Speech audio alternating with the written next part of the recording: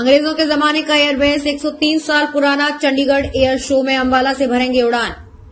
देश की वायुसेना की ताकत जहां उसके जवान हैं, तो वहीं आधुनिक लड़ाकू विमान उसे और बढ़ा देते हैं। चंडीगढ़ में वायुसेना दिवस पर एयर शो में अंबाला एयरबेस से भी लड़ाकू जहाज उड़ान भरेंगे। अंबाला में तैनात राफेल इस एयर शो का जहां हिस्सा होगा, वहीं ये लोगों के लिए आकर्षण का केंद्र होगा। साल 2020 में रक्षा मंत्री राजनाथ सिंह ने समारोह के दौरान राफेल को भारतीय वायुसेना में आधिकारिक रूप से शामिल किया था। अंबाला एयरबेस पर गोल्डन एरो स्क्वाड्रन इसकी देखरेख कर रही है। यहीं से चीन व पाकिस्तान को वायुवीर जवाब देने के लिए तैयार है। अंबाला कैंट में वायुसेना का एयरबेस 103 साल पुराना हो चुका है।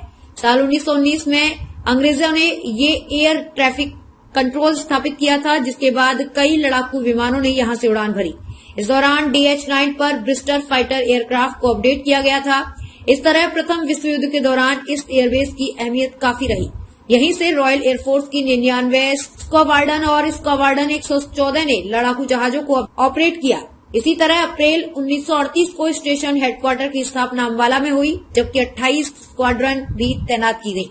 इतिहास पर नजर डालें तो अप्रैल 1958 को एयर कोमोडोर अर्जुन सिंह ने वेम्पायर जहाज लैंड कर यहां बने रनवे का शुभारंभ किया था। अंबाला कैंट में साल 1954 में ही एयरफोर्स स्टेशन पर 7 विंग की स्थापना की गई।